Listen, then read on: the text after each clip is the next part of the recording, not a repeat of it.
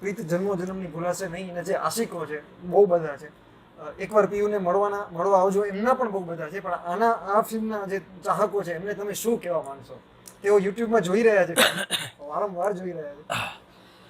આમ તો દરેક પિક્ચર તમે મારી પસંદ કરેલી છે.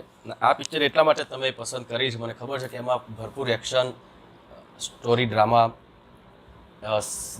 જન્મોજન્મની વાત, ડિરેક્શન, બજેટ, પિક્ચરનું બજેટ, સોંગ્સ, અંદર બધા જે કેરેક્ટર જે લીધા છે, હિરોઈન મમતા સોની, પ્રાંજલ ભટ્ટ અને બીજા બધા ભરત રાણા, ઘણા બધા બહુ સારા સારા એક્ટરો.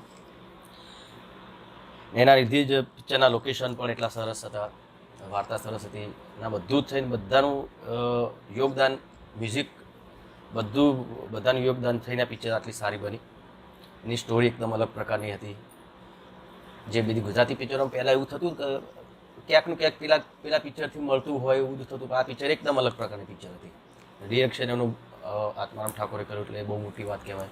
ઇલિયાસ માસ્ટર ફાઇટ માસ્ટર હતા, એટલે બધું થઈને પિક્ચર એ જોરદાર બની ને એટલા માટે પ્રેક્ષકોએ પિક્ચરને સ્વીકારી ગમાડી.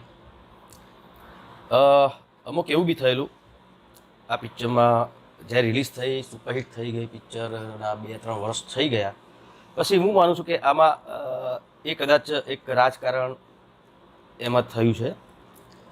આમાં ઘણા બધા વિરોધ કરતા થયેલા, જે ક્ષત્રિય સમાજ, રાજપૂત સમાજના અમારા ઘણા બધા અમારા વડીલો, ભાઈઓ, એ લોકોને એવું લાગ્યું કે એમાં રાજપૂત સમાજના વિરોધમાં આ પિક્ચર બની છે કે નાના ડાયલોગ કે, પણ ખરેખર એવું કશું હતું ને. હું પણ ક્ષત્રિય સમાજમાંથી આવું છું ને અમારે કોઈનું દિલ દુભાયું અમે કદી કામ કરતા નથી ને કરીશું પણ નહીં. ને એ વિવાદ બી પાછો 2-3 વર્ષ પછી ઊભો થયો, તો મને લાગ્યું કે એ વિવાદ ખરેખર કોઈ વિરોધ, કોઈ સમાજને, કોઈ રાજપૂત સમાજને પણ વિરોધ નહોતો કરવો, પણ એ કોઈ અમુક એવા રાજકારણ કોઈ અમારા રમી ગયા છે ને એ બધું થયેલું. તો હું કહું છું મારા રાજપૂત સમાજના દરેક મારા વડીલો, ભાઈઓ, મારા ચાહકો, કે અમારો કોઈ એવો કોઈ ટાર્ગેટ કે એવું કશું હતું નહીં. એક ફિલ્મ હતી, ફિલ્મ રીતે જોવા. મેં જ્યારે ફિલ્મ રિલીઝ કરી ત્યારે પણ શરૂઆતમાં લખેલું આવે છે કે ભાઈ આ બધું કાલ્પનિક છે, આમાં કોઈ સમાજને કે કોઈને કશું લેવા દેવા નથી હોતું. તો હું માનું છું કે એવું જો તમારું દિલ દુભાય તો અત્યારે પણ હું સોરી કહેવા માગું છું, મને માફ કરજો, ક્ષમા કરજો, પણ એવું ખરેખર અમારા પ્રત્યેક કોઈના અમારા આખા યુનિટથી કોઈને કશું કોઈ એવું હતું જ નહીં કે તમારું દિલ દુભાય એમ.